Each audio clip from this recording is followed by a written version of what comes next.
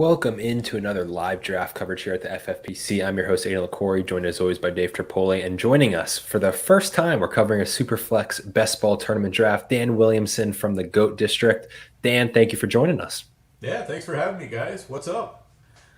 Not much. We're excited to do this. Quarterbacks are flying off the board as expected. Dan, I'm gonna just start us off hot. Asking your first question. You've done many Superflex Best Ball drafts.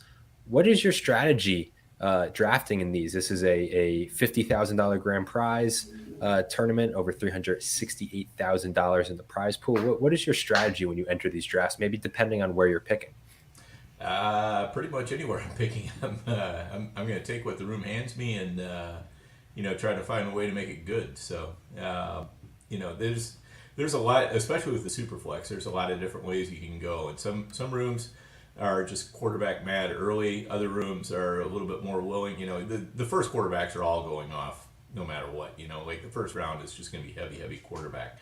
But sometimes you'll see rooms that have more restraint in the second, third round. Other times you'll see rooms where they're just pounding away at it the entire time. So, my strategy is going to differ on, based on what's going on there. But, if the rest of the room is going to hand me elite running backs and wide receivers, like in the third round or something like that, I'm going to take them. Dave, I'm going to ask you a question. Lamar Jackson, he goes at the 107 in tonight's draft, which is a little bit of a surprise. He usually goes at the 104 in the last couple of days. Superflex Best Ball Tournament ADP. He's going over. Justin Fields goes over him. Justin Herbert, Joe Burrow, guys who usually go behind him. Is that at all surprising to you? Or are you? I know you're a big Herbert, so that's not a concern at all for you. But are you comfortable taking Joe Burrow and Justin Fields ahead of Lamar Jackson? No, I mean I'm taking. If it's me, it's Hurts, Mahomes, Herbert, Lamar Jackson. Herbert and Lamar Jackson really in any order. I probably would lean slight Lamar, but not a ton. But I don't see why Burrow in this format gets taken over Jackson. I just feel like Jackson has QB1 upside. I don't see that with Burrow.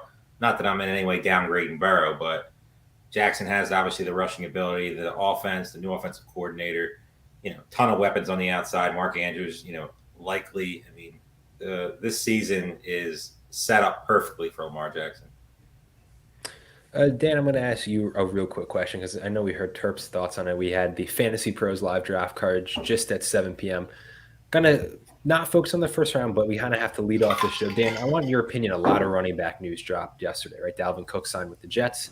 Ezekiel Elliott signed with the Patriots. We were just talking about on the show. I just want to hear your thoughts on that because that's been obviously the big news in the fantasy world. So what are your thoughts? First on, let's go with Dalvin Cook signing with the Jets and that's impact on both Cook and Breece Hall. And then your thoughts on Ezekiel Elliott signing with the Patriots. Yeah. So with Dalvin, I think that's this is telling you something when Breece gets activated the day after they signed Dalvin. And that tells you that they weren't doing it because they were scared they weren't going to have Breece. That says a little bit to me that it kind of reeks of Aaron Rodgers. Just saying, hey, these are the guys I want. Go get them for me. And it sounds like Dalvin wanted a multi-year contract. The Jets wouldn't cave on that, but they finally did cave on the amount of money. So, I think Dalvin's going to be heavily used. I think this is definitely going to affect Breece Hall. I can't really see drafting either one before the sixth round at this point. But the thing is, you can't really let them fall any lower than that because if one of them gets hurt, the other one's going to just absolutely go off.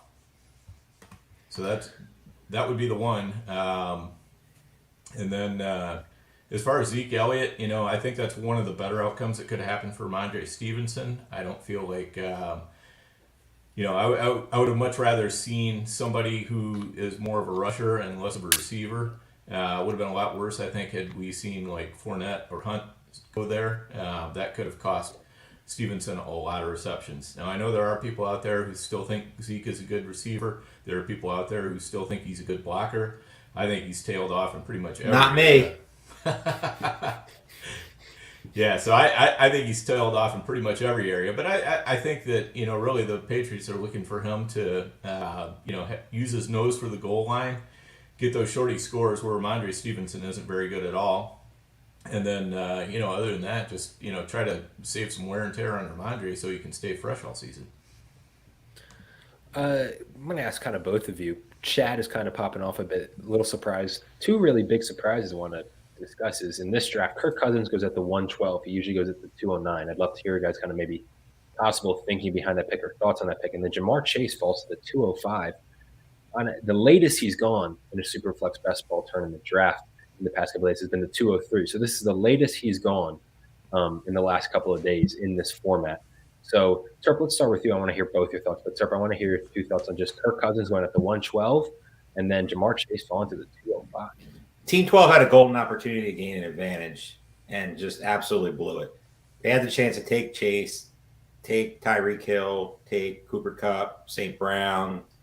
Even one of the running backs is fine. But any of those two stud receivers, and just is there really a difference between Kirk Cousins and a guy you're going to get on the next turn? Not really. I mean, your stacking options are there, obviously, with Hockenson and Addison. But Superflex is a little different with that. So to me, you had the golden opportunity to be different. Zig when everybody's zagging with quarterbacks, get two stud receivers to put in your lineup, and you blew it. You took Nick Chubb, nothing negative to say about him. He could, he has upside. But Kirk Cousins there just seems like a rush pick. I would have much rather him just take Deshaun Watson and Dak Prescott and then kept it moving if you don't want to go with the advantage if you're really worried about quarterbacks. Dan, I'll kind of bring it to you. Your thoughts on the Kirk Cousins pick. I think Terp said it well, but then also, not only did Jamar Chase fall to 205, that's a Travis Kelce and Jamar Chase start. Yeah. Talk about getting an absolute gift. But there's no way I could take Cousins at that turn. There's too many other ways to get an advantage. Right now, Cousins, could he be the quarterback 9 on the season? Absolutely. But, that's not really giving you any sort of an advantage. Whereas, if you've got guys like Jamar Chase, Austin Eckler, Amon-Ra St. Brown, those are the guys who are going to give you more of an advantage than what Cousins is going to get. As Dave said, you can grab somebody pretty similar when it comes back around in the, at the 3-12-4-1 term. I know it's 10 p.m. and weird things happen in these late night drafts, as me and Terp have found. I wish I could stay up late because I've seen some wackiness in some of these drafts. Tyreek Hill to the 210. He goes at the 202. Cooper Kupp usually goes at the 205. He falls to the 211. So we have a Kelce Chase start. We have a Patrick Mahomes Cooper Kupp start. And we have Bijan Robinson who hasn't been drafted yet. This has been a draft. I mean, it's. Would you say? Look at Team 2. You're getting Mahomes, Kupp, and Bijan, the best quarterback in the league, and 2 top 7 picks. I mean, you can't ask for a better start. And the room just let Team 1 pair Hurts and A.J. Brown, which is a dream start. And You're getting Gary Wilson with it. I mean, the people get scared at the end of these drafts because they're not getting one of the elite quarterbacks. And instead of taking the advantage that's there given to them, like this draft, so much different if those two guys, if that 12th drafter just goes, hits Chase and hits St. Brown. This draft is so much different. These values are not falling to these guys. But instead, one mistake in a draft just pushes all these guys down, and then Team 1 gets Hurts and A.J. Brown. We talked about Team 2. I can only imagine Team 8, I think it is, with Kelce and Chase. They got to be licking their chops right now with some of the guys on the board. Just continue to no quarterbacks going, so they're fine. They don't need to keep pushing quarterbacks. Take another stud, and those teams are going to be tough to beat through 3 rounds. We've seen some shocking drafts. I wouldn't even say we've seen some individual, like one team is just wild, some crazy picks. In terms of like a overall draft, in terms of people falling, this is already up there for one of the more wild ones we've done. Guys, I wanted to kind of talk to you about both because something I was interested in hearing your guys' thoughts on is there seems like there's a clear 7-8 quarterbacks in that first round. Obviously, the 7 who went off the board, Trevor Lawrence sometimes gets up there. But of that kind of second tier of quarterback, who do you guys most like? Dan, I'd like to start with you on that. Of that kind of second tier of QBs, the ones you kind of slip off into the second, third round, who is the one that you're most confident in drafting? I don't know if I'm most confident in drafting him. I mean, if you want confidence, I'd probably take Kirk Cousins. But, confidence is not necessarily what's going to win you a league. I would rather take Deshaun Watson for the upside, and even Dak Prescott a little bit on the upside. What just a question for you guys, real quick. Justin Jefferson and Christian McCaffrey going at the 10 and 11, and then those guys came back around with Dak and Deshaun. Terp, would you have drafted quarterbacks in the second round with either of those two picks, or would you have Jefferson and Chase start? I mean, I'd be doing backflips all the way to Vegas. I mean, McCaffrey. I just wanted to get that out there. You got to figure. I mean, I didn't even see that until you just mentioned it. But Jesus, you have the top 2 picks in fantasy drafts ever this year, and mostly everything handed to you. I mean, I'm not saying Deshaun Watson's a bad pick, but Jamar Chase, man, you pretty much can stop drafting receivers for him and just pump all the other positions because you're going to see these runs go right here. People are going to start getting crazy. I can only imagine a Team 12 got up their sleeve right here. And the thing is, if Dak and Deshaun don't go there, at least one of them doesn't go there, I think it pushes the rest of the quarterbacks back down a little bit more even. 100%. You could have ended up with a Daniel Jones. You also ask yourself, like, Deshaun Watson's the question that was asked to you is the same answer to me. It's Deshaun Watson, and then there's a tier break for me, and then everybody else. But is there really a big difference between Dak Prescott and Daniel Jones? And around, I mean, when you could have had Jamar Chase and Christian McCaffrey, or you could have had Justin Jefferson and Jamar Chase, you could have easily been sitting here with just gold at quarterback. I mean, you add another impact player with Tony Pollard. Yeah. So essentially, what I'm hearing from both of you is that there's maybe not over-reliance, but people get too fixated on grabbing a quarterback, especially in those later picks, maybe like the 10, 11, 12 spot, instead of taking the value that falls to them with these elite skill position, and you could have an incredible start there, and then you could probably compensate later on in the draft. Is that what essentially what I'm hearing? Yes. Yeah, that's definitely it. I mean, looking at the first 15 picks going through Deshaun Watson, I was pretty amazed at the restraint that was shown at that point by the other drafters taking, non-quarterbacks, because sometimes when they go that fast, you just see the quarterbacks continue to go and they continue to pound them, which only works to the advantage of those who don't. Doing? Team 12 is having an interesting draft. I'll be the good cop. Terp can be the bad cop. I understand Superflex, but you're just handing it. That's not getting you an advantage. Cousins, Carr, and Purdy. I mean, they're all serviceable quarterbacks. Obviously, some are, but. How often is it? I want kind of going back from the 204 to the 306. Only one quarterback was drafted. How often do you guys see that? I'm assuming that's kind of a rarity because that's an incredibly long non-QB run. And is that because kind of the Daks, the Watsons, the Cousins got pushed up and then people took the value? I guess you answered it, except you just don't see that often. Geno was only one in that range, and then we're kind of on a quarterback run now. Yeah, I think that was the top drafters there were the first 9 drafters basically were doing the right thing and taking those great position players. Where I was a little bit more surprised to see some of that restraint was in the 3rd round. At that point, the Hurts owner is going to take AJ Brown, but they might have a lot of people would end up taking a second quarterback on that turn as well. And then you might see the same thing out of we did see it out of the Joe Burrow owner, but you might see the same thing out of the Mahomes or Allen owners too. So just kind of interesting how it went. Now we got another big quarterback run going here. Yeah, I feel got to shout him out. Henry Muto in the chat wanted to join this draft, decided not to too late. He is distraught in the chat that he did not join this draft for what's going on. We got multiple. It's hard not to sit here and be distraught. Dan texted me today. He's like, "Where do we join?" I was like, "Oh, we're sitting this one out." And now looking at it, I'm like, "Oh my young, could you imagine being involved in this and just in a couple different?" I mean, you could have been. You look at some of these slots and you're just like, "Wow, the value that's fallen in these." And you're seeing this quarterback run, but these teams at the end who are stacked already, the team 1, 2, 3. They could easily still punt the quarterback position and continue to just Chris Olave. I mean, these are guys who are, second round draft picks that you're getting in the 4th round with a star quarterback. It's crazy. That might have been a $50,000 mistake by you and me, Terp. It might have been. It might have been. I mean, I just can't get over. For as much as quarterbacks have almost seemingly been pushed up, And Terp, you know, on all these shows how high I am on Tua Tagovailoa. He goes at the 303. He went at the 405 today. So just there's some just absurd values. I'm trying to look. Anthony Richardson usually goes at the 311. He goes at the 410 on the day that he's announced as the starting quarterback. Like, Yeah, what is going on? why in the world did the guy at the 12th hole not take Anthony Richardson?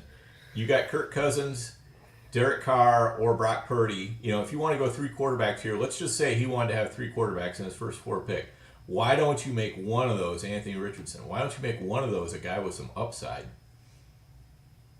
Team 2, Jesus, man. Can we just go over team 2? They very well could have had their room set up. No, they were going to be a little bit late. But imagine walking into this draft, right? They just got off auto pick, and you walk into a Mahomes, Cooper Kupp, Bijan Robinson start. That's got to be like Christmas morning. Like, my Lord. Do you guys like guys coming on this turn right now? Do you guys like the Jonathan Taylor pick?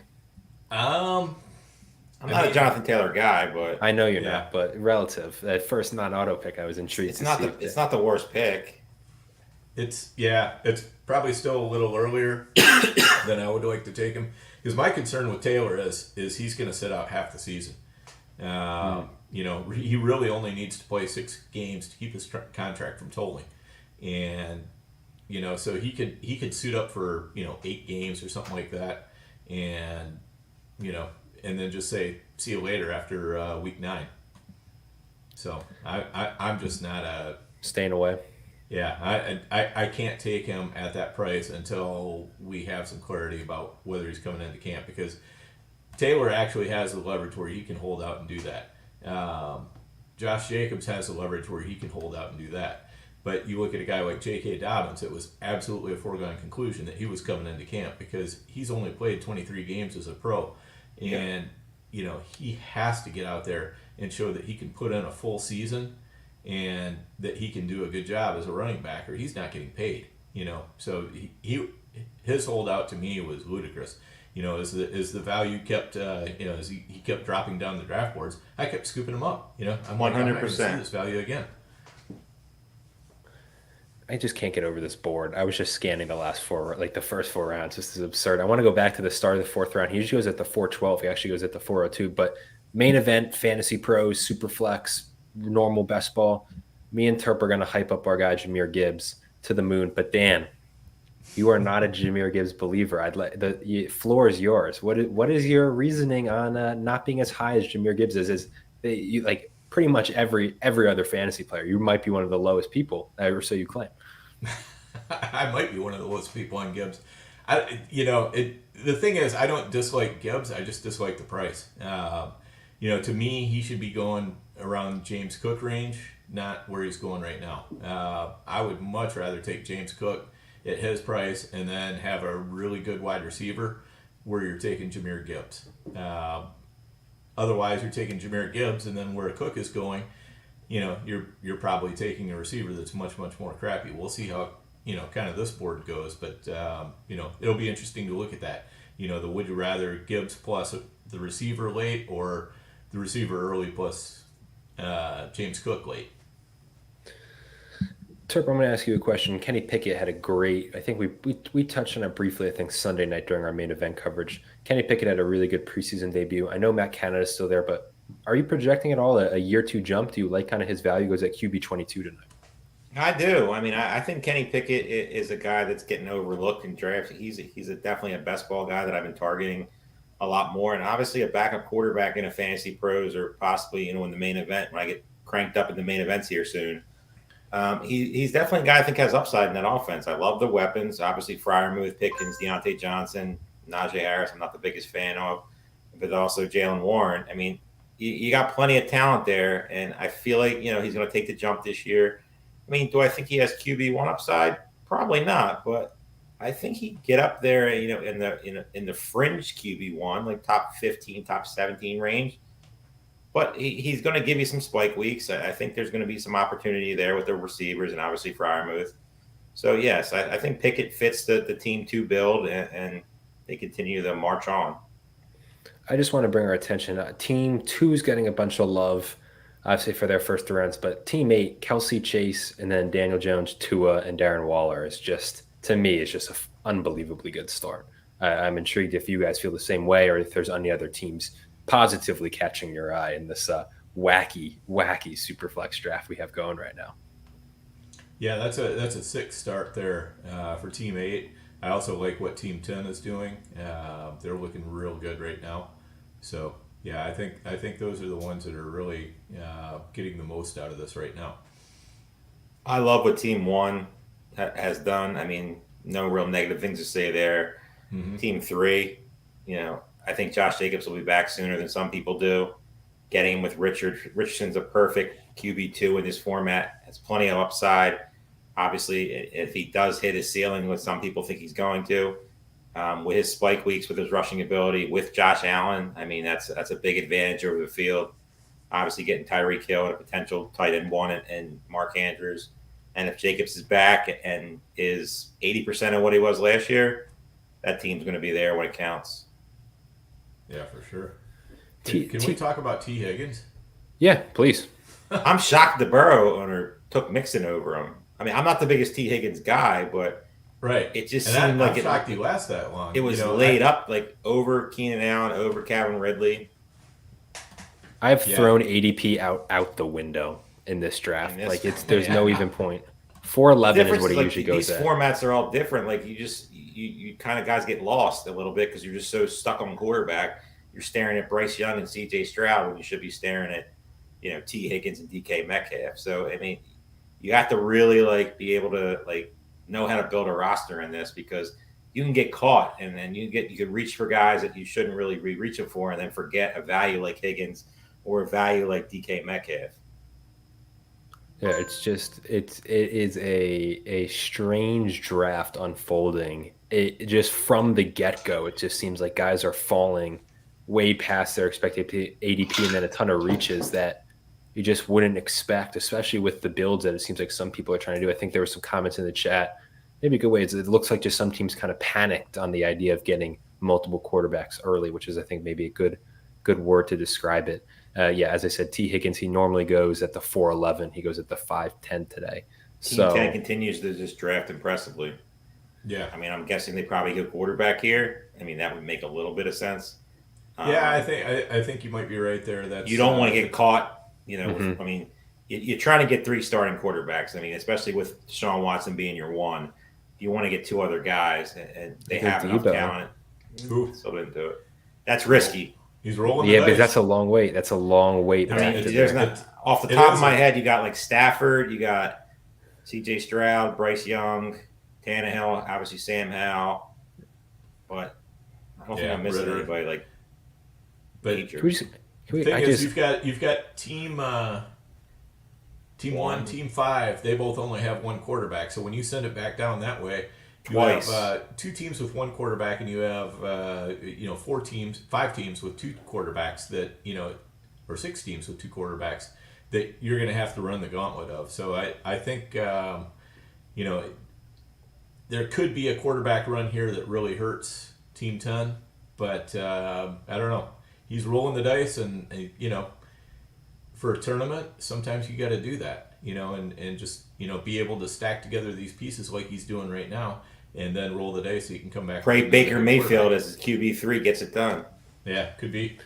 I was just looking through kind of those remaining quarterbacks, and I'm going to be talking a lot about ADP. It seems Brock Purdy normally goes at the 602, and he went at the 401 today. Just this madness. But I wanted to talk one last thing on Team 10. Guy that I know at least me and Terp haven't talked about a ton. Dan, I want to get both you and Dave thoughts, because I've been seeing a lot of negative discourse about TJ Hockenson. He had a great finish with the Vikings, but the idea is they drafted Jordan Addison. There's concerns there. Can his kind of target share remain what it was in that? I forget the exact sample size he had with the Vikings. So I've been seeing a lot of people saying that he's an easy fade for them.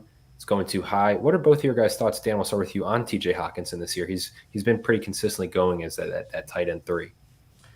Yeah, he's kind of a tough one for me. I've been taking a little bit of him, but not a lot of him, because I am concerned about the volume. But the thing is, if Addison really does everything that we expect, it's just going to make Hockenson probably more efficient with his touches. And, he's still a good guy down in the end zone, goal line area. So, I think he can still put together a good season. I just think that there's, the path for him to get any higher than tight end 3 is really thin. So I would much rather take like a Darren Waller or a George Kittle, and with them at least I could see the path for how they get up, into tight end 2, tight end 1 type range. What about you? What are your thoughts on Hockenson this year? I love Waller. So like Dan pretty much said it perfectly. I mean, Hawkinson's a guy that I kind of just seem like I'm passing everywhere. He's not a guy I'm targeting a ton. Obviously, the addition of Addison, KJ Osborne's still there to be annoying. The one positive is the Vikings defense might be the worst in football. So, they're going to be behind. They're going to have to play catch up. So that means obviously throwing the football. So with Hockenson, what did Henry Muto say about Stafford tearing his ACL? Is that? I get interrupted by the chat a lot, but did Stafford tear his ACL? I think it's knowledge. a rhetorical question, as in why hasn't Stafford been drafted yet? Okay. I don't need a hard Henry to start. Henry can't be hitting us with these at last time we were on the stream, somebody Cooper Kupp got hurt, and I almost had a stroke on the stream. I don't need to do that again. I have a lot of Cooper Kupp bags, and I don't really want Stafford being hurt. But anyway, back to the what was the question again? I just totally lost my train of thought. We were talking about TJ Hockenson. Oh, TJ Hockenson, yeah. I would much rather take Darren Waller. I would much rather, if I don't take Darren Waller or like a Goddard, Kittle possibility, I'm pretty much punting the position, going down to like the Jawan Johnsons, the deep guys that most people aren't targeting. So to me, Hawkinson's, I just like too many guys in the range that he's getting drafted better than him. All right, so let's talk about Team 2. What do you think about taking a third quarterback when you got Mahomes?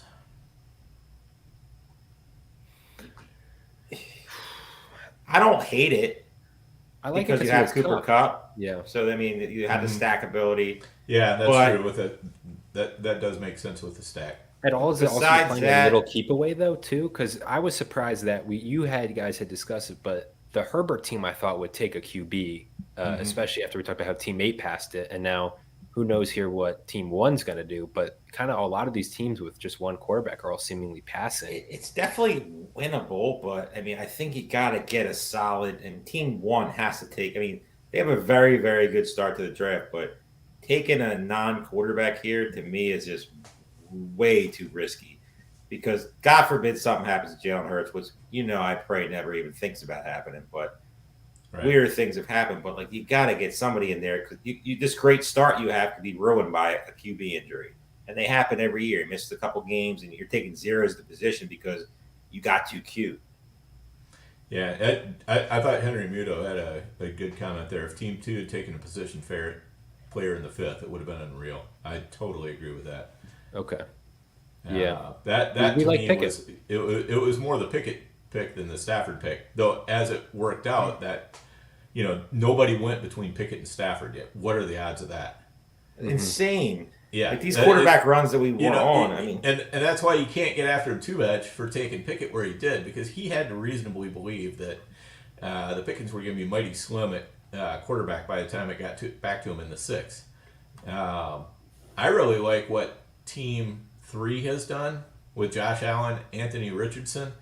I mean, with that pair, I don't know that you really need to take anybody else. You can just go ahead and get yourself a Gardner Minshew, late, and call it good at quarterback. I agree. Team 1 goes Pierce and James Cook.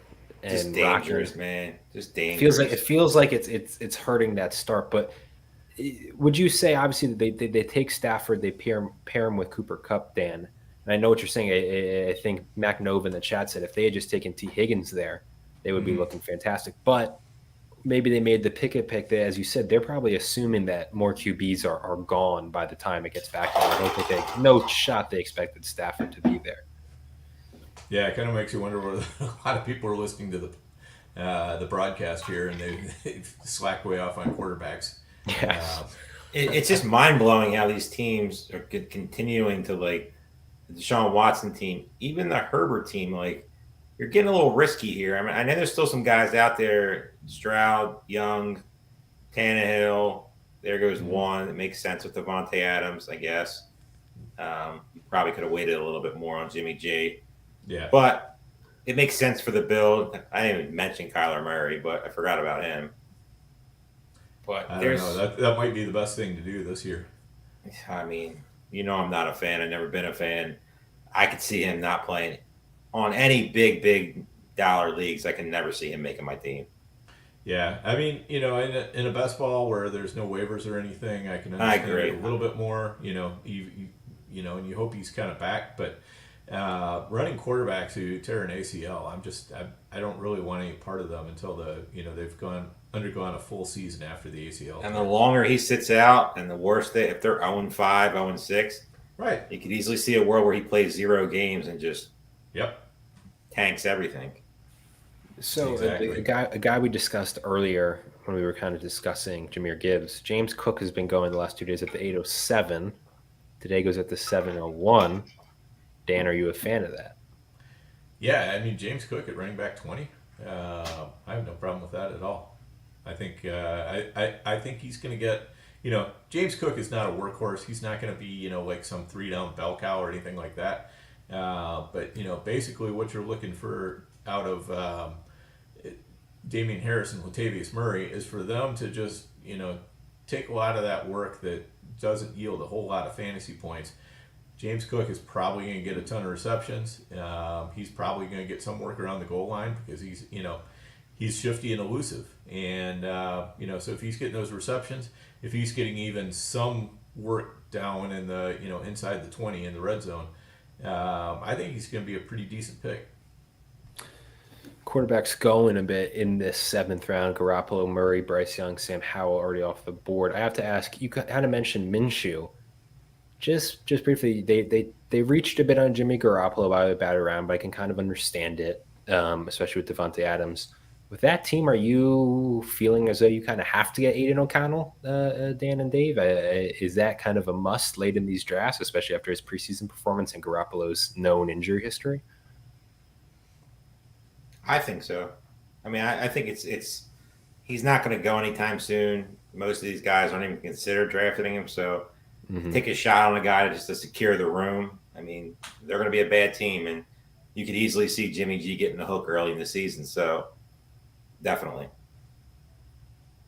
Didn't anticipate discussing Aiden O'Connell as maybe as much as we're going. You just liked his name. Come on now. I do like his name. I mean, you see the clips of, I know it's maybe not the best scouting, but just you hear like Ian Rappaport saying even way back at the combine, if there's anyone's going to kind of burst onto the scene, be like a Brock Purdy, as he said it with O'Connell. And I have my friends who are big time Raiders fans are getting their hopes irrationally up about Aiden O'Connell's potential. They need something to get their hopes up because Jimmy G and the rest of that squad and Josh McDaniels isn't the answer. No, it's Patriots West is not working out. No.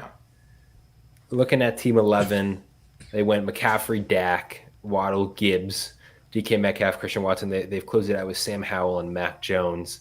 And then Team 10 right next to them, another team we've kind of talked, they go Bryce Young, CJ Stroud. Of those two teams, somewhat similar builds in some ways. But what are your guys' thoughts on those 4 quarterbacks, the Young, Howell, Stroud, and Mac Jones kind of 4 quarterbacks who just went off the board there in quick succession? What are your guys' thoughts on them and Team 10 and 11's build so far and kind of getting these quarterbacks late to try and fill out their roster?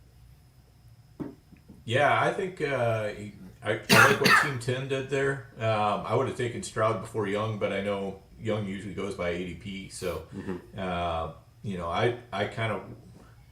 probably would have almost preferred a Stroud Mac Jones pairing. Because with Mac Jones, I kind of feel like I know what we're getting. Stroud is kind of that guy who's a little bit more of a wild card. I think Stroud is going to run a lot more than most people think. So, he just didn't have to when he was quarterbacking Ohio State and he had all those great receivers. Why would you ever run? Just sit back there and chuck the ball. Throw the ball to him. Mm-hmm. So I do like what Team 10 did. I mean, I think both of them did great. Double tapping quarterback around that turn. That was the right thing to do. And, so they're both set up very well. I like Team 10 a little bit better than Team 11. What do you think, Turp? Yeah, I like the CJ Stroud call. He's definitely who I would have taken first. If it was up to me, it would be a CJ Stroud, Sam Howell, because I am a Sam Howell supporter.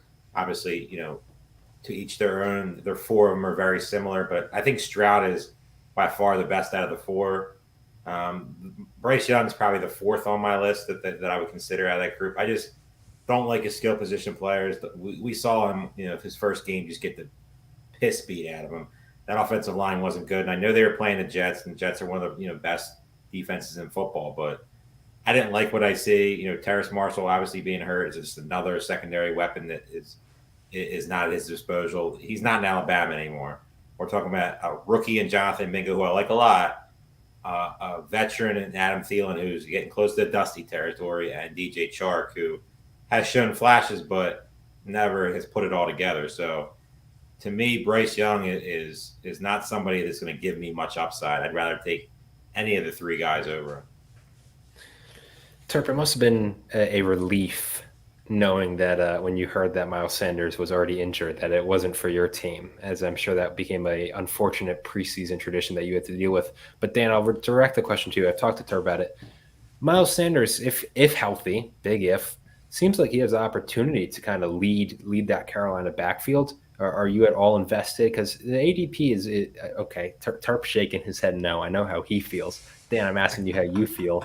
Is there any kind of like for me? I know Terp will say it's true. It's like J.K. Dobbins going behind him. I think is crazy in any format.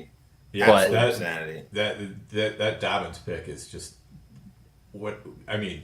Team 3 once again having great value falling. I think Team 3, I believe. Correct me if I'm wrong. Is that? I think that's Mac Nova, and he's in our chat, and he's talking about it. He is having a phenomenal draft. Gets the Dobbins. But I just wanted to hear your thoughts on Miles Sanders as a player who kind of, I think, I'm not saying I'm in on him, but I do think he has intriguing upside for the possible opportunity. But there is the flip side that, as Terp kind of alluded to, that offense could be rough. Who knows if he's healthy? But I just kind of lean on last year, especially down the stretches, that Carolina offensive line really ramped up into shape and was very solid for Deontay Foreman and Chuba Hubbard. So I wanted to hear thoughts on Miles Sanders and if you're all in on him at his current ADP. Yeah, I like him now that his ADP is starting to slip. I mean, the injury may be an opportunity here. I'm not going to make Terp a bet on Sanders because he is injured. But I like what he's got going. I mean, he's got Deuce Staley as his running backs coach, and really the reason why they didn't use him that much in a receiver in Philly is because they just, Hurts doesn't throw to the running backs that much. And he can't catch the ball. Oh, he can catch the ball. He caught the ball before. Don't forget about Deuce Staley. You remember Deuce Staley with the Lions? Mm-hmm. He doesn't like one running back. Yeah, but he does like Sanders. You sure about that? I think so. Wasn't Deuce Staley the Eagles running back coach when they drafted Sanders, or am I completely making that up? Yes, he was. Yep. Yeah, and he liked Sanders then, and he seems thrilled to be reunited with him. I mean, they're paying Sanders a ton of money. It's on the richest contract for a running back. Yeah, the money. If you follow the money, I see that path, but that's the only path I see. That's exactly it. I mean, he's got Terp disagrees with me, but I think he's got a 3-down skill set, and he's a guy who can help his quarterback out an awful lot. Bryce Young should be working on being very good at checking down to Miles Sanders because it's going to get him out of a lot of trouble. So I think Sanders has got plenty of potential. Of course, anytime you take a running back on a really bad team, it's a little bit more of a crapshoot. But yeah, I think running back 27, I'd be all over that. This draft is just really surprising to me because I feel like there's some guys who are falling a bit, some a lot, even with the positive news. We talked about Anthony, both two that stuck out are Anthony Richardson falling almost a round, and then J.K. Dobbins, because the positive news is finally starting to turn for not maybe Richardson had a negative one, but he gets a starter. J.K. Dobbins is on his way back, and it seems as though the contract stuff is going to work itself out. More so that he's just kind of folding in that ill-fated holdout. But it's just surprising me that Dobbins, I'm still seeing him get values in all formats. Like people are still posting about the values. I thought his stock would kind of skyrocket back up, but it kind of hasn't. I thought he moved. I think by the time we draft in Vegas in a couple of weeks, he's going to get up in the 5th. I can see him sneaking in the 4th. Mm-hmm. I mean, I'm very, very high on Dobbins, and like Dan said, his holdout never worried me. I was scooping him up in the 7th round as much as I could. The last week or so has been a good time to draft, take advantage of some of these dips. But I don't know why he's going in the 6th round drafts compared to some of the guys that are going above him. I mean, who is his challenge? Who's behind him? Gus Edwards? Melvin Gordon? There's no pass catcher. There's nobody that's any fear, of stealing 3rd down work from him. I don't know. Yeah, I mean, there's Justice Hill, which they have been trusting him a little bit more on 3rd downs, but yeah, still, you have to like Dobbins' chances. To put in pretty much as close to a workhorse role as we see anymore in the NFL. It makes it really, really hard with guys like Dobbins and James Conner and Rashad White and Cam Akers, going in that range, James Cook, like you mentioned, to not start heavy receiver, tight end, quarterback, whatever, because these guys are sitting there in every draft. I mean, as long as you don't get caught in a run, like being at the beginning or the end, and you're sitting in the middle, you just can scoop this value up and just take advantage of, guys who are starting, trying to reach for these receivers. They're probably maybe a round or so early just to get them when these running backs are just like gifts right now. I mean, you're talking about Cam Akers every down, no questions behind him. Rashad White, same thing. James Conner, obviously terrible team, but he could get run into the ground for all you know if they're somewhat competitive. Plus J.K. Dobbins. I mean, I'm not a Javonte Williams guy. We've talked about it, but if he shows a flash in the preseason this week, he breaks a long run, he's going to move up a couple rounds. It's definitely going to happen, warranted or not. We all know the talent's there with the kid, but coming off that injury, I don't know. Yeah. The Mac Nova in the chat, he's saying that he thinks he reached a bit for the Pittman stack, but he's kind of riding with Anthony Richardson. Is that the right Colt to stack Anthony Richardson with, or do we like Alex Pierce and the value that he possesses? I know I've seen some stuff that Alec Pierce might fit really well with Richardson. Is Josh Downs is essentially free? Is he the value both of you? We'll start with Dan as always as the guest. Dan, what are your thoughts on the Colts receiver, especially if you're stacking with Anthony Richardson? Yeah, I don't mind Pittman there at all. I mean, Alec Pierce still has plenty to prove in this league. Josh Downs hasn't played it down. I feel pretty good about taking Pittman there if I can get him. If I can't, I have no problem falling back on either of the other two guys. But I'd just as soon stack Richardson with Pittman. I've done it several times. I agree. Okay. Pittman, yeah, definitely the guy that I would take there too. But I like Josh Downs. I mean, I took Josh Downs in the 20th round of the best ball draft I just did 2 hours ago. So, I mean, to me, he's the guy that I think you're going to see a lot of shorter passes from Richardson. And I feel like in that offense, teams are going to figure out a way to stop Pittman because he's clearly the alpha, and Downs is going to reap the benefits of it. I'm not sitting here saying he's going to be a game breaker or anything like that, but I like this college tape. I think he has a lot of potential. He's definitely a guy that I would gamble on late if you're with Richardson. I have to admit, Mac Nova's in the chat. He's drafting live, discussing it. Jake Velich, I don't know if I'm saying the last name right. I apologize. He's in the chat. He's drafting at the 8th spot. Two guys who are having really good drafts. Thank God, because if they were having the rough drafts, this could be a little bit more awkward. We obviously Terp was talking shit to the chat room on Sunday night. We could have had a repeat there. Well, let's go back to Sunday night. I don't want to revisit it, but the guy had some choice words to us, and then when I called him out, he just literally disappeared. I mean, He's the same guy who likes CEH number 1 overall.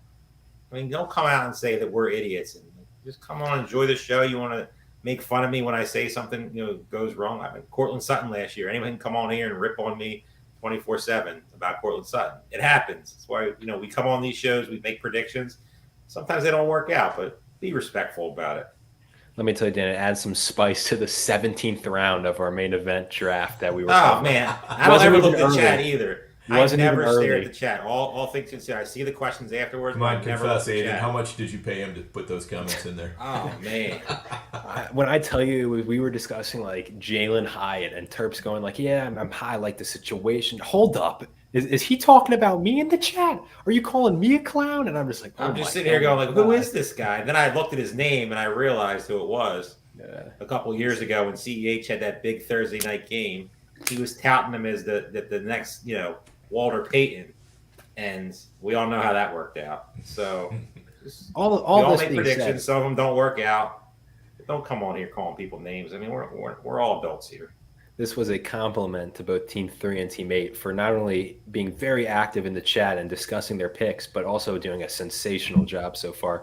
We are through the first half of the draft. The 10th round has just been completed. The under is on pace for the set line of side bets between Terp and Dan was set at 1.5. I'm trying to find one. He's scared of Miles Sanders, and I'll take anybody in that range over Miles Sanders. You can pick anybody in that round except Dalvin Cook. I'll even take a one-legged Javonte Williams. Really? That's shocking for me to hear. Is that the Javonte Williams? Certain stands I have this year, Miles Sanders is not a guy that I'm even. Yeah, I mean, if Sanders was healthy, I'd take that pick, but we still have how many weeks to the season starts? Yeah, we got time. We'll flesh something out here. It's been a lot. It's been lodged in the back of the brain. Last year we had Christian Watson versus Drake London, and we had I forget the quarterback one we had. That was Burrow versus Murray. That's correct. Yeah. Yeah. Who was on Murray? Me. Not me. I was like, oh. I was so confident on that Christian Watson one too, man, and he almost ran him down at the end. Yeah, he really did. You weren't wrong for that pick there. I have to confess, when we're talking about players that we got wrong, I had Christian Watson completely wrong last year. I looked at everything about him and it absolutely screamed bust to me, and he was anything but. So I've definitely been in on him this year. Dan, after that week one, the drop on the first drive, you must have been pumping your fist. Like, there we go. I think he actually sent me a tweet or something like, yeah, good bet, idiot. I'm just sitting here you were tracking well. There was there's nothing. I saw that ball up in the air. I knew who it was going to, and I saw him just like, oh, here we go. Because I had so much Christian Watson. And the thing is, I knew I was fighting upstream because I had Marcus Mariota and Desmond Ridder as my quarterback prospects throwing to Drake London, whereas you had Aaron Rodgers throwing to Watson. So that tells you exactly how bad I thought Watson was. Yeah. I really thought he was going to run him down.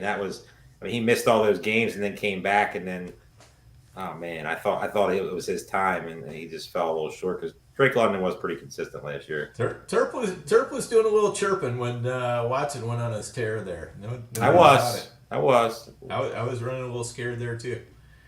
There was nothing like it my first year doing these kind of streams for the FFPC. And again, I'm more of the host. That's always what I come in. But I'll give my takes. And there's nothing like last year. First year, and I'm standing on all these streams for Allen Robinson, Courtland Sutton, and Elijah Moore. We're like the big three that I'm just whiffed on every single one. I mean, a lot of people whiffed on those guys last year. Not many people were off them. I mean, my main event team I remember getting Elijah Moore as my fifth receiver on my main event team. I was doing backflips up and down. And it just was such a disaster. So certain picks, it makes sense, but it just doesn't work out. So something tells me, let's get back to the draft real quick. Something tells me Terp is going to use the word dusty in his analysis of this, but Ezekiel Elliott goes at the 11:05, and I just got to say, over Devon Achane, over Antonio Gibson is a little bit hard. Ludicrous. Craziness. But Terp, I just want to ask you on. I know you think Zeke is dusty, but do you think he will see a deserved bump in ADP, or are you still just like he's like this shouldn't change anything? We knew he was going to sign. He's dust. Do not draft him at all. Or do you think he provides any value? Now that he has a set place where he landed, I'm not going to sit here and say I'm never going to click the button, but it makes sense why he's moving up a little bit. I mean, he's going to get a lot of goal line work. And in a best ball format, I mean, he makes a ton of sense because there's going to be times when, he scores a couple 1-yard touchdowns and maybe Stevenson gets a little nicked up and he gets a lot of the work. I'm not sitting here saying that's likely, but, you can get a couple pockets where you can get used. Zeke scores for 2 weeks, 3 weeks. And in best ball, something that's all you need. That's the best I can do for him, though. I'm not giving you much more. There's 0% chance I would ever take him over Antonio Gibson or David Achane, or even Tank Bigsby, or Charbonnet.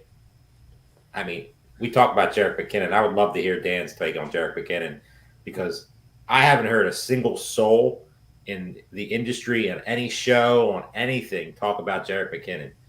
everybody around him, everybody below him, above him, but nobody talks about the guy.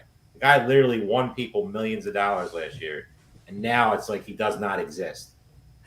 And I don't understand why. I get he's older, I get all that stuff, but like, it just I mean, I think the Chiefs would rather use him less than what they had to use him last year, which is probably part of it. He did have an amazing streak of touchdown luck as well, going down the stretch. I mean, I profited big time from Jerick McKinnon last year, and it's been a little bit tougher for me to draft him, because he's going, so early, running back 36. And, there's no real road to a workhorse role for him. does he really need a workhorse role? Like with the other guys there, like if they don't add anybody, like do you really trust Isaac Pacheco? Do you trust CEH? Right, Prince? Yeah, and that's the thing. I mean, it's just that when I can get Antonio Gibson or somebody like that after him, it's just a little tough for me to click the button on McKinnon. So if McKinnon was going even a couple rounds later, I'd probably have a lot more of him. He's just going a tad early for me, and I just have trouble clicking on that button. By the time it comes back, he's gone. Well, Terp, you mentioned Deneric Prince. Did you see who was running with the ones today in Chiefs practice? LaMichael Pirine. I swear to God, like that's what the beat reporters. I mean, that team, like, if you can put the puzzle pieces together on fantasy football success, not named Mahomes and Kelsey, you could be extremely profitable in every aspect of your fantasy football schedule this year. Which receiver is, Kadarius Toney, the ultimate wild card. Justin Ross hurt today. Richie James, MVS, who you're probably never going to be excited about.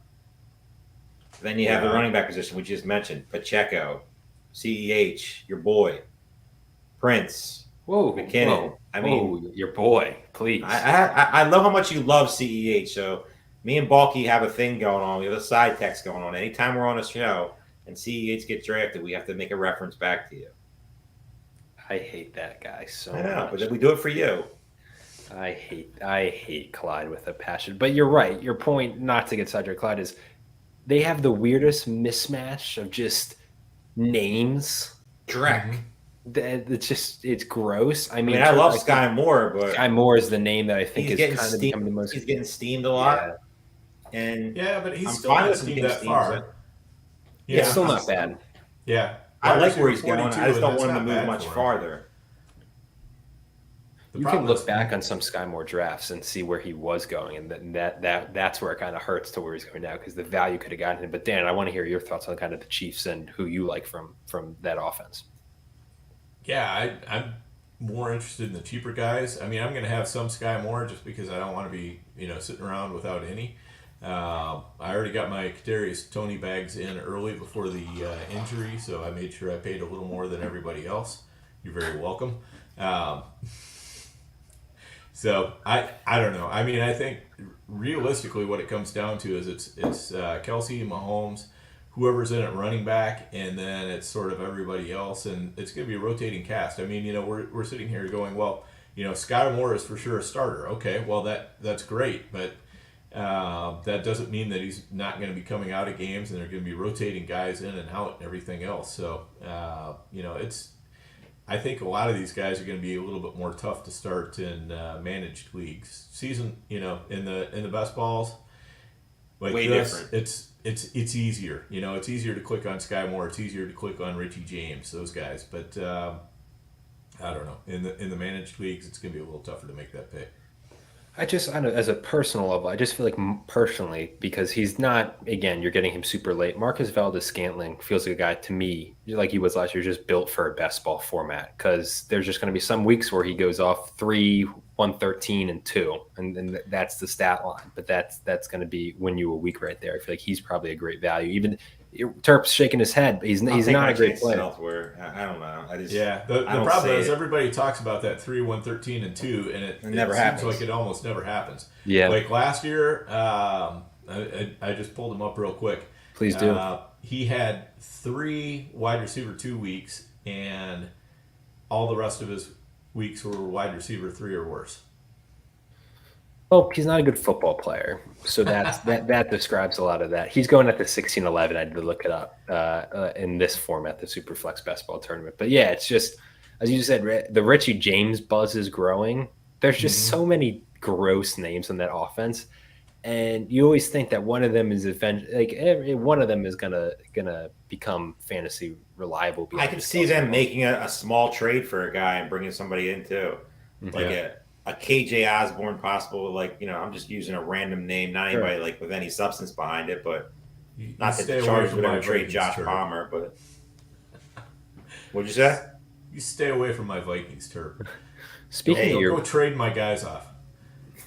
In these hypotheticals, theoretically, though, we can talk about a realistic. One of your Vikings, I believe, your profile photo on Twitter, Dan.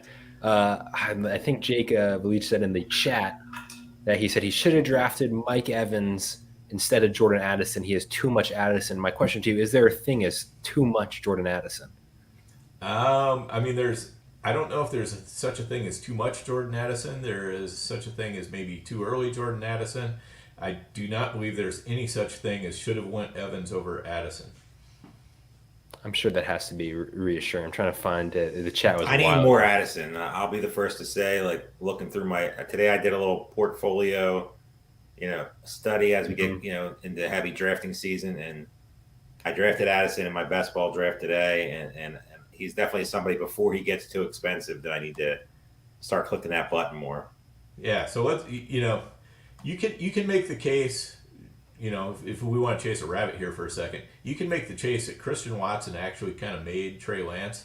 He got him, the number 3 overall pick in the draft. I think you can make the case potentially if Kenny Pickett doesn't pick it up this year, you could make the case that Jordan Addison made him as well. Sometimes a really good receiver in college can make a quarterback look a lot better. And Addison, I think, is one of those kind of talents. I'm very happy with what the Vikings did picking him in the first round. I think it's fantastic. I mean, him and Justin Jefferson. Oh my, and then you had Hockenson on top of that. And KJ Osborne's no slouch either. So, Osborne's about as good of a third receiver as you're going to find in the NFL. It doesn't even have to be an elite receiver at the NFL level to do that. The college, I think, my experience, my team is Will Levis with Wan'Dale Robinson versus Will Levis without Wan'Dale Robinson. It was starting out. There was other factors, but in terms of if Will Levis went after that year, 2 years ago, it's probably a first-round pick versus staying and then struggling behind. Just get ready for that Marvin Harrison Jr. hype next year. Marvin Harrison Jr. is the Ohio State. They might have 2 top 10 receivers. I'm going to butcher the last name, but the wide receiver 2 on that team is probably. That's the factory now. I mean, it went from Alabama to LSU, and LSU has Malik Neighbors this year. Like they're still loaded. It's crazy. It's the receiving position in college is going to be loaded coming out. Yeah. Led by Marvin Harrison. I mean, he's got to be one of the best prospects since maybe Calvin Johnson. Julio. That's fair. But I don't know. I would have to. Close. He's only going to get better. I know it sounds crazy, but because he was weird because he missed a year. But Jamar Chase's freshman year was one of the best receivers in college football. So there's been some really good ones. But yeah, just think of that receiving core, man. I saw someone Chase. Did you see the NFL? I believe had a post. It was like I believe it was NFL, and it was they were at some award show. It was Jefferson and Jamar were posing, and they said like, imagine if these two were on the same team, and all the LSU people were like, they were. This director could have had them tonight on the same team. It's crazy. Can we talk real quick about the last 5 picks of Team 11?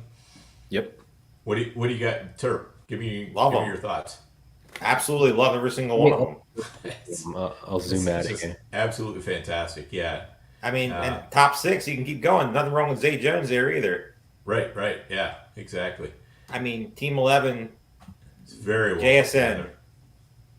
I said it on the episode at 7:00, the Fantasy Pros. Mm-hmm. I see a world where JSN could be the number 1 receiver on that team. I'm not saying it's likely. I'm not saying I would bet on it, but he's extremely talented, and he landed in the worst spot he could possibly land in. But that doesn't mean he's not going to pass Lockett and possibly pass Metcalf. I'm not saying it's going to happen. It could take a year, but Love that spot. Jahan Dotson, I think he could easily be the number one receiver in Washington. Oh, I think Definitely. He's my number one receiver in Washington over Terry McLaurin. Yes. A-Chain, one of my highest owned running backs. Can't say enough positive about him. And Probably great my news favorite with rookie Dalvin not- signing. Great news Probably with my- Dalvin signing. Yes. I mean, that's the winner that's of exactly the winner of the last 48 hours. With him and Zay Flowers.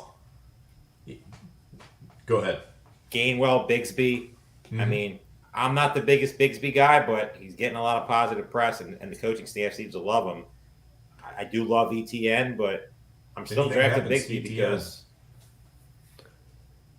Zay Jones, nothing negative to say there too. People think he's going to be dead this year. I don't see it. I definitely see a path where Zay Jones is still fantasy relevant. Mm-hmm. Team 11, outstanding draft so far. Yeah, absolutely. The only thing I would maybe change on there, and this is personal preference, I would have probably gone Jamar Chase over Christian McCaffrey, and then 100% agree. And instead of Waddle, that would open you up for Tony Pollard to pair up with Dak Prescott. But he's got potentially the RB1 in McCaffrey and a running back in the fourth round that lots of people are certainly very high on. He wouldn't have been my choice, but again, that's just kind of picking nits because it's like okay, those are personal choices. But the way the team is constructed, it's very well put together. Dan, I wanted to ask you real quick, though, because Terp kind of gave us an in-depth summary. Go check out our main event coverage from Sunday night. I believe it led off the show. We talked about the Eagles' backfield. Gainwell was drafted here in the 13th round by Team 11. What are your thoughts on that whole situation, the uncertainty there? Rashad Penny could be cut. Kenneth Gainwell seems to be listed as a starter. Do they like Swift? What are your thoughts on Swift, Penny, Kenneth Gainwell? I've been pounding Gainwell since drafts opened in January. So that's kind of where I stand on him.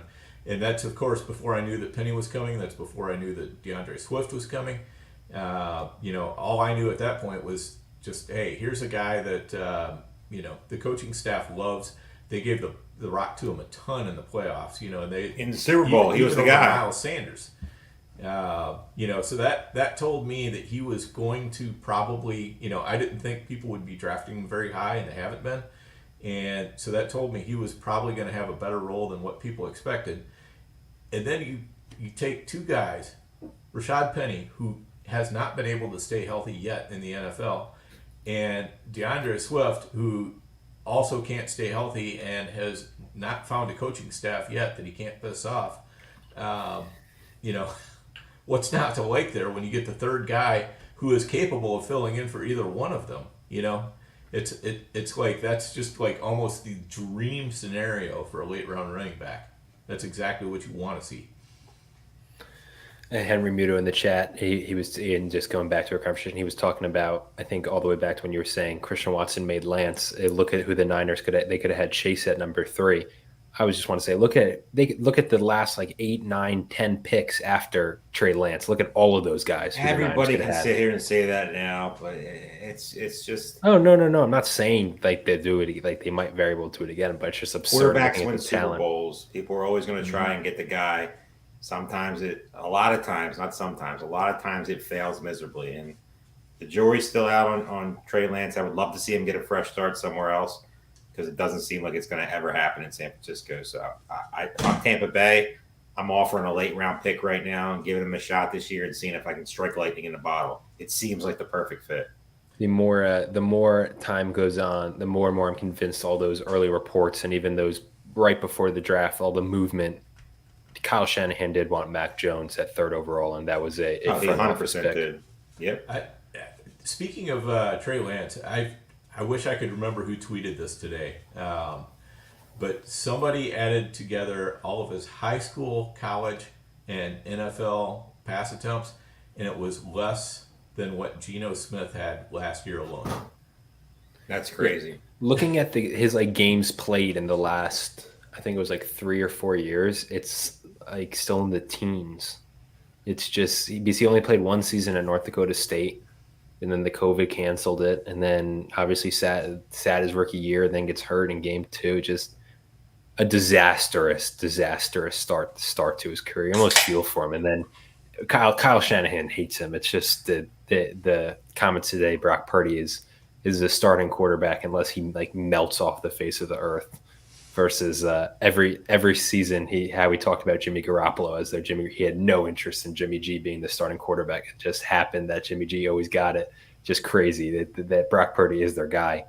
He's not doing a good job maintaining Trey Lance's value in any way, which you think they would be trying to do, as Terp said, to try and maybe give him to another team.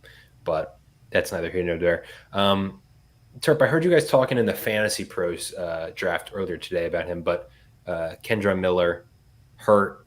We had talked in the past couple weeks how high we were on him, the Kamara suspension. We had talked about even after Kamara comes back that there's some chance that he's still the best running back for fantasy in that backfield. Terp, so I heard your thoughts earlier, but Dan, I kind of wanted to hear your thoughts. There's the injury. He's out a couple of weeks is the timeline. Has that completely dampened your hope for him, or are you going to be buying the dip on Kendra Miller?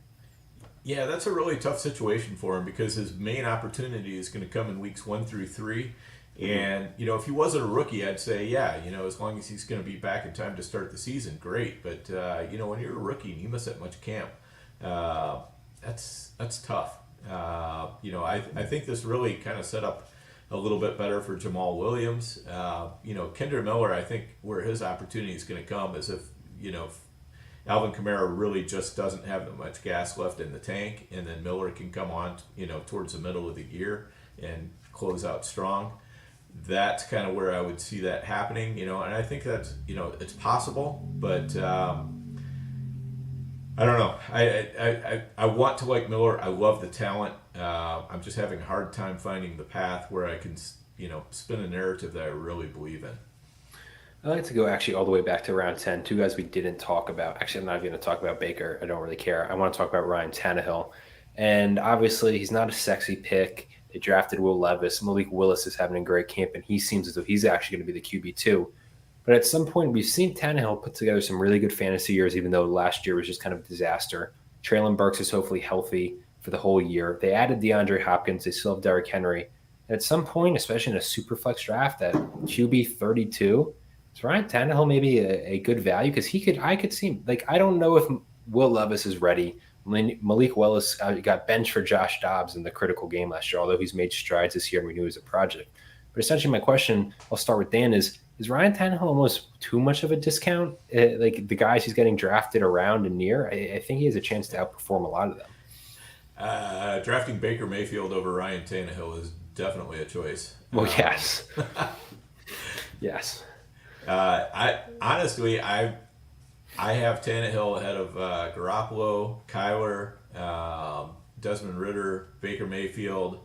I have him kind of right around the same tier as like Bryce Young, Sam Howell, C.J. Stroud. I agree. So one of my highest end Superflex quarterbacks. Yeah, it feels like the opportunity is there. Mm-hmm. Just feels like a classic. It's not a sexy pick by any means. You don't get excited about it. But in the 10th round is, again, QB 32. The situation he's in is not as bad after the Hopkins signing. And it wouldn't shock me if he stays healthy. He's probably holding off both Willis and Levis, unless the Titans are just awful and they see what they got, which I guess theoretically is a possibility. But Mike Vrabel usually fields a competent and competitive team. So I feel like that's on the low side of possibilities.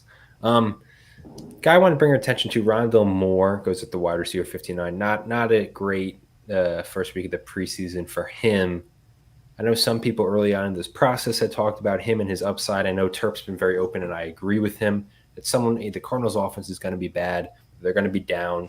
Maybe it's Marquise Brown. I know there's a lot of James Conner love in that running back dead zone. But early on in the process, there was some Rondale Moore buzz as maybe he's the guy who kind of emerges as a fantasy relevant player in that Cardinals offense. But obviously the news today, how they used him wasn't great. And Colt McCoy is your quarterback there, and we're played in tune. So where are we at with Rondale Moore as kind of this kind of late round sleeper that people had previously predicted at some points in this draft season? Terp, let's start with you because I believe we had talked about Rondale Moore months ago, and we're both kind of positive on him. Where are you at now? I'm not running to the table to click him. I mean, I don't. That team is going to be very, very bad. So, I mean, I'll take a cheap option in Michael Wilson. I have a lot of Marquise Brown just because I feel like we talked about, they're going to be bad. They're going to be behind. And Marquise Brown has the big playability, obviously. Will he care if Kyler Murray doesn't come back early? The Marquise Brown, I mean, it didn't work with him, Lamar Jackson. So if Colt McCoy and Clayton Tune just tank the first couple games and they stink, I could easily see Marquise Brown just not being invested. He is a best ball pick to me and a best ball pick only.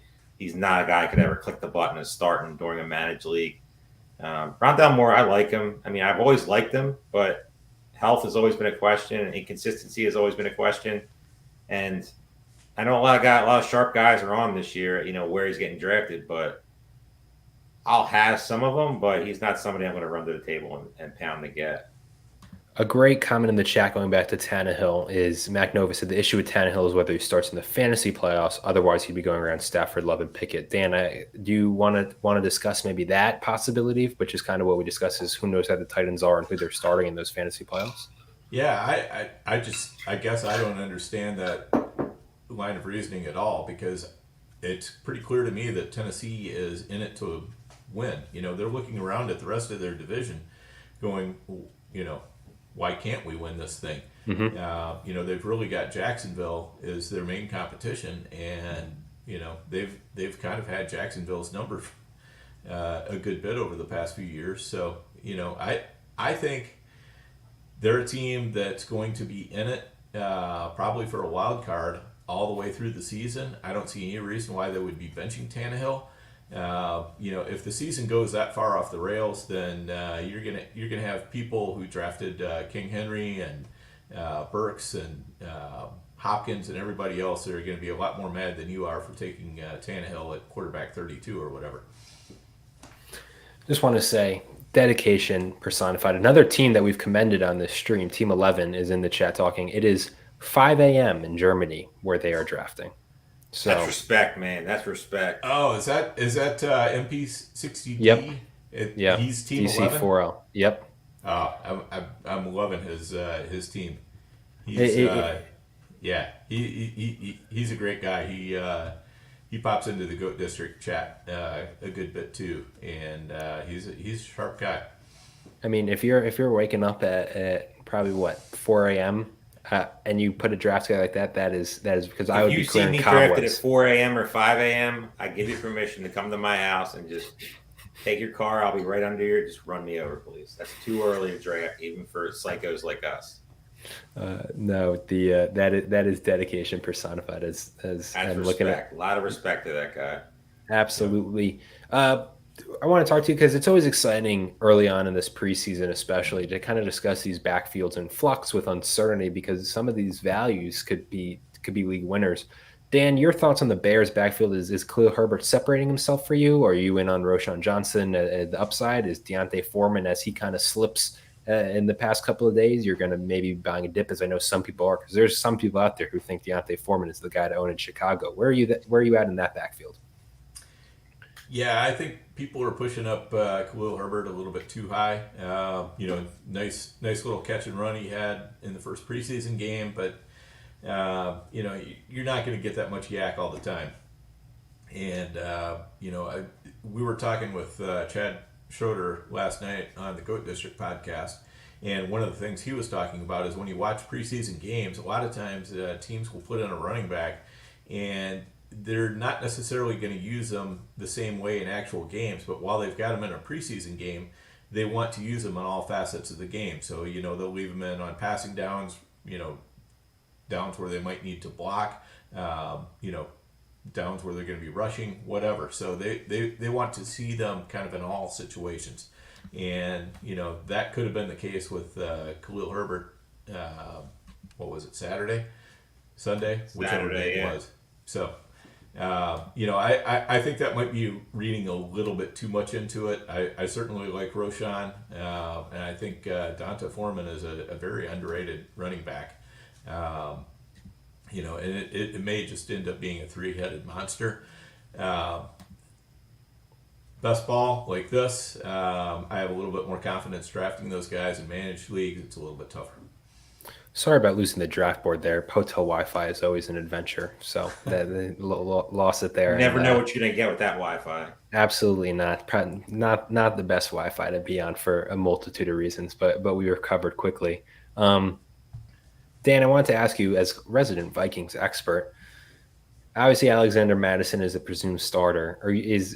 What are your thoughts on Ty Chandler, Dwayne McBride? Are they worth dart throws late? Do you think that either of them have value at any point through the course of the season? I know the Vikings don't use their running backs a ton under O'Connell, but there's been a lot of buzz for those two guys, and they have their respective hives, and especially on fantasy Twitter.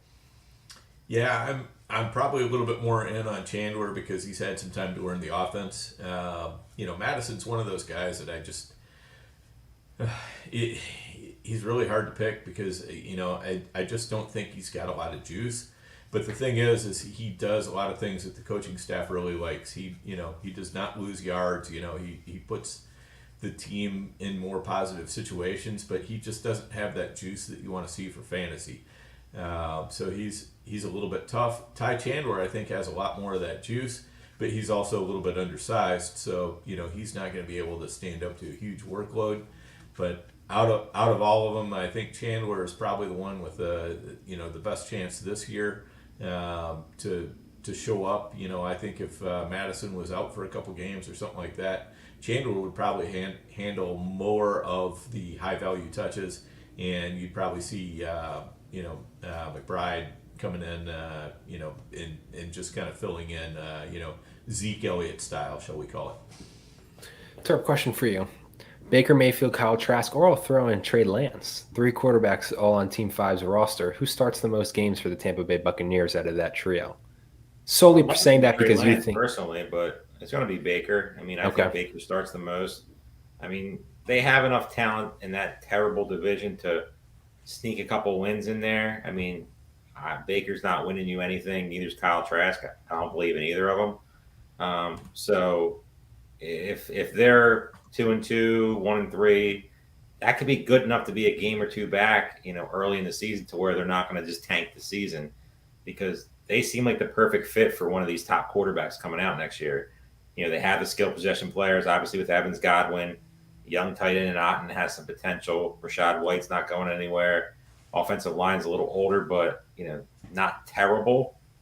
But they have a lot of guys who just aren't very good in Baker Mayfield and Kyle Trask. So I would love to see them try to make a move for Trey Lance type of situation. Take a flyer because he's pretty much going to be free now, and give him a shot, to learn the offense a little bit, and then come on later in the season to see what you got.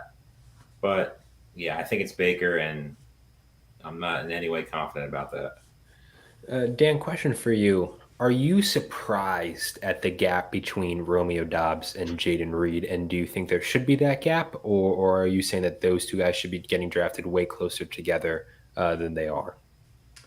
Yeah, I'm a little bit surprised at the gap. I mean, I think it's just kind of a nod to the fact that Doubs has, been through an NFL season already. There's been a lot of, earlier in the year, there was a lot of chatter about, the relationship that he and Jordan Love had. And so I think it's just kind of, ADP can sort of be sticky when there's not really a whole lot of news going on. And I think this is one of those cases where the ADP is just kind of being sticky a little bit.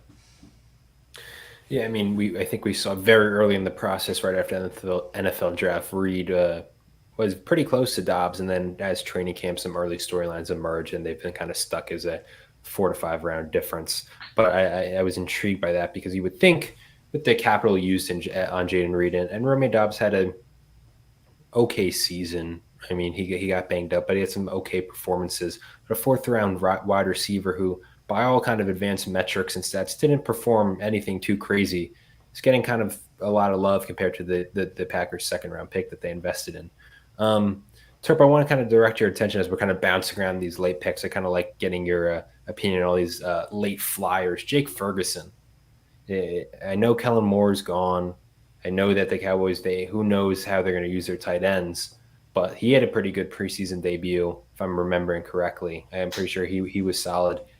Do you see him as maybe a guy who rises, especially if he keeps performing at the end of the preseason, as maybe, the Cowboys will be using their tight ends and Dak likes him? Is that a guy who we can maybe see a bump come Vegas? I'm going to direct this question to Dan. He's the tight end wizard. I'll answer after him. But okay. He's definitely the guy that when I'm looking for these tight ends that fit the profile, he's definitely the guy that I'm listening to. when it comes to these later round tight ends that obviously have upside. Trying to find the Evan Ingram like he was on last year of this year that could change your whole fantasy team. So I'll let him talk about Jake Ferguson. I have a feeling we're going to agree on this one. So Dalton Schultz was pretty much a talentless hack that Dak just targeted relentlessly instead of CeeDee Lamb last year. Jake Ferguson is pretty much a talentless hack that I think he might get talented relentlessly over CeeDee Lamb this year.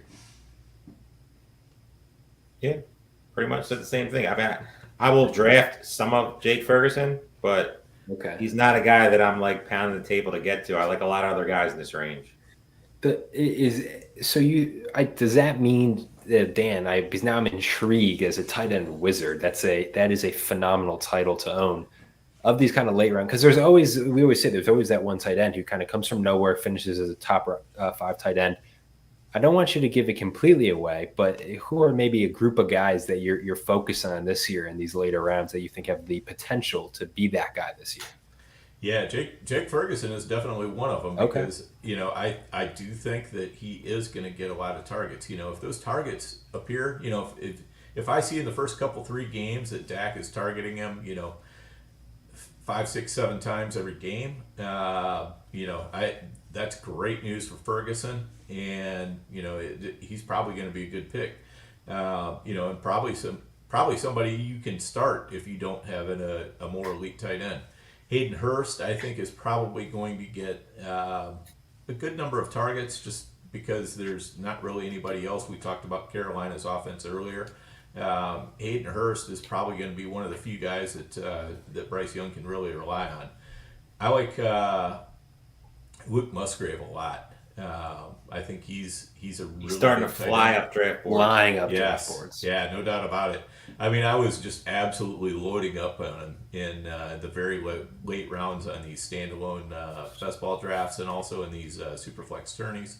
Really anywhere in best ball, I was loading up on Musgrave. So it's now the discount has ended, but he's still in a place where I think he's a very decent value.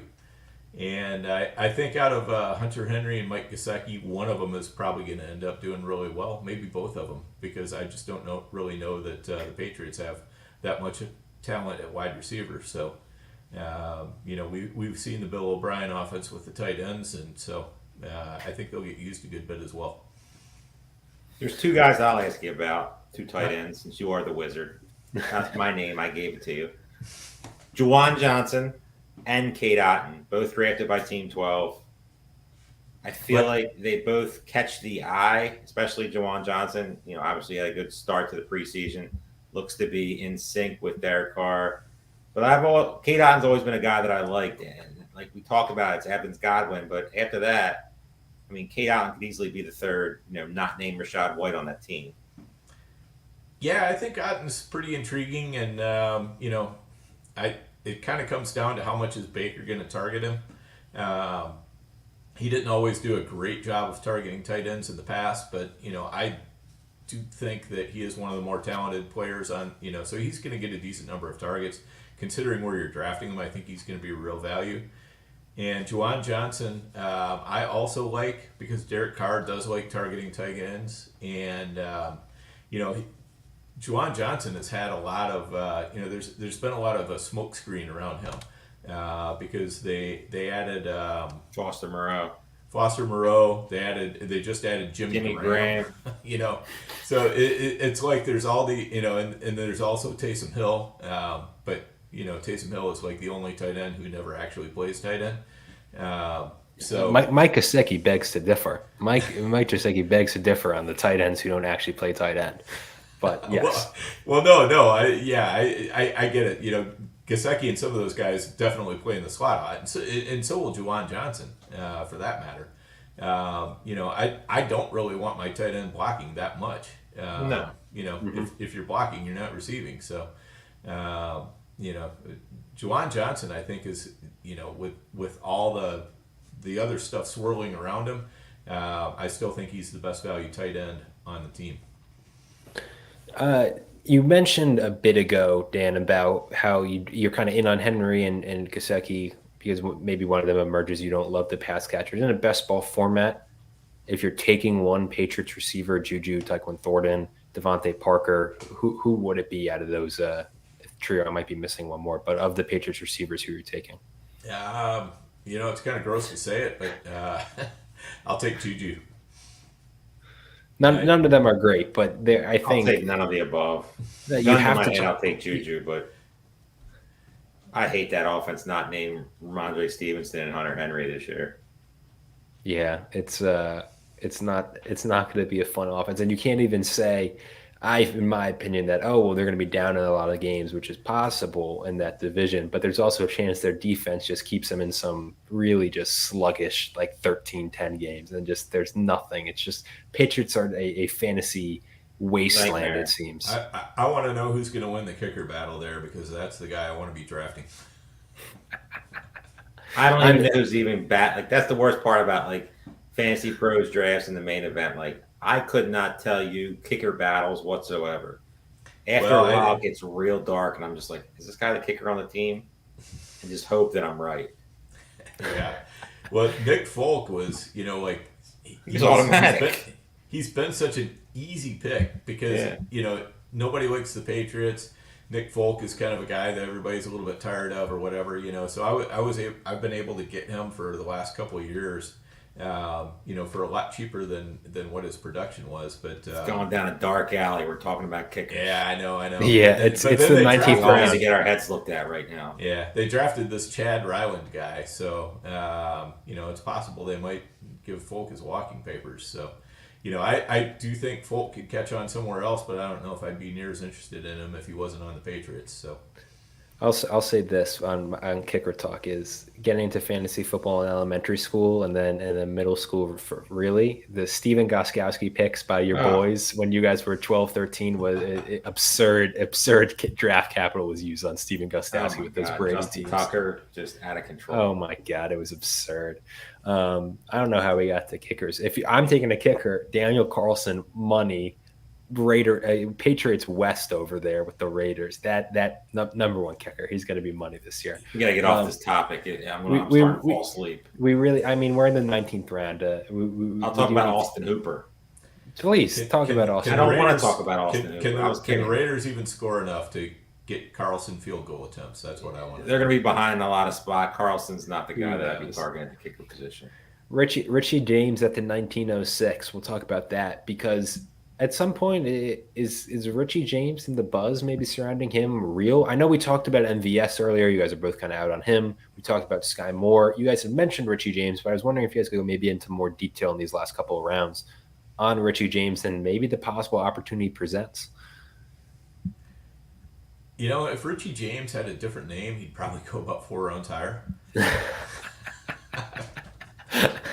It's true. It's actually true. That's a very good way to phrase that because it's absolutely accurate.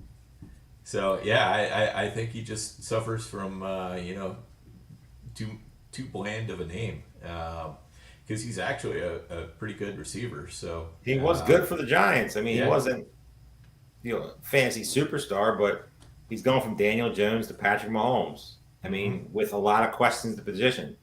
I mean, there's no sure thing at all at the receiver position. People say it's Sky Moore, but there's no sure thing. He easily could be the slot guy day one, and Mahomes starts, getting confidence with you, and you're going in the 19th round in drafts. I'll take my shots with Patrick Mahomes receivers this late, and a guy that's been getting a lot of positive press in camp who, if the Justin Ross injury is anything severe where he misses a couple games or misses a couple, practices or weeks or whatever, Richie James is going to make the team. And if he makes the team, he's going to be out there. And Mahomes, couple targets here and there, mixed in, couple spike weeks. In the 19th round, you could do way, way worse than Richie James. I mean, Dan would probably be the best guy to ask if you could take Allen Robinson in the 19th round. If you want pain, that's pain. If my mind is failing me, but it just felt like there were some weeks for the Chiefs in years past where like DeMarcus Robinson was putting up solid numbers. Like, why can't that be Richie James? So I think I'm surprised. I understand the buzz, and I was said, and I am too, because just the potential is there, and you just feel for the kid after his freshman year, Justin Ross. But it feels like Richie James should be going above Justin Ross pretty consistently in these drafts. I think, especially now with the injury, I know it's not serious, but who knows how long he'll be out. But Terp, I want to ask you. I know, Terp, you've already had 2 draft streams. You're struggling. I know this won't perk you up too much, but you were big on Logan Thomas in these last like 3 rounds usually. Are you off of that now? Is that dream dead? Or Dream is dead. I mean, calf injuries are no joke for a guy that's a little older. Like I just talked about the best ball draft I just did. I just ran a commander stack with Cole Turner, who looked good in the preseason. I mean, the tight end position was a little weak for me, so taking a shot with Eric Bieniemy and a young unknown tight end. Do I love it? Am I crazy about it? No, but I mean, Logan Thomas was a guy that I was looking at early. There was rumors of Jesse Bates early, but I'll take a tight end in an Eric Bieniemy offense. So I'll mix in Cole Turner. If Logan Thomas comes back and he's healthy and he's, which is a big if because he's not always healthy, maybe I'll get back on that thing. But as of right now, I've moved on to Cole Turner. Dan, are you in a kind of agreement that taking a shot on a Commander's tight end is worth it in these last 2 rounds? And would it be Logan Thomas, Cole Turner for you? Which one I should say? Yeah, I mean, and they don't seem worried about Logan Thomas, but I think at this point I'd probably be going more Cole Turner than Logan Thomas. It is just tough. I mean, Logan Thomas has had a rough couple years. I kind of like where he took Logan Thomas. Noah Gray went 2 picks later to Team 11, and Noah Gray is just I think a fantastic late pick because if anything happens, another guy I drafted today in the best ball as my 4th tight end. Jody Fortson is out for the year. I believe that was another news today. Right. So Noah Gray is the clear number 2 right there. Yeah, he was the clear number 2 before Fortson was less of a receiving tight end. Mm-hmm. Noah Gray happens to Kelsey. Yeah, you could be looking at a league winner for free that pretty much nobody else will own. Right. The one thing I'm surprised about is that nobody has drafted any Houston wide receivers, especially. They were listening. There we go, Tank Dell finally. But yeah, Tank Dell and John Mechie are 2 guys that I'm targeting late in these things, and especially if I've got C.J. Stroud. They're free. Yeah, me and Turf have been. Both of those guys are big on both. You try to get the backdoor stacks because some of these stacks up top are just tough to get. Right. That's an easy backdoor stack, and they go up against Tennessee, who has a terrible defense in Week 17. Yeah. So I do like having that stack, and as you said, it's real easy to get, and Houston should be behind a lot too. So they're probably going to get a lot of nice garbage time points going. Guys, draft is closing up. I can scroll down to the end of the 20th as soon as it ends, but it's 11:33 here on the East Coast. I just wanted to hear your guys' thoughts. We'll get out of here. It was an enjoyable draft. I want to hear. We kind of discussed a lot of them. The teams that we kind of focused on, I think, throughout were 3, 8, 11. Terp, you liked 1.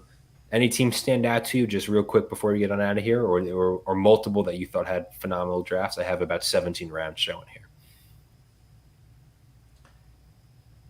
Yeah, to me, it's 3. I like 2. I like what 2 did.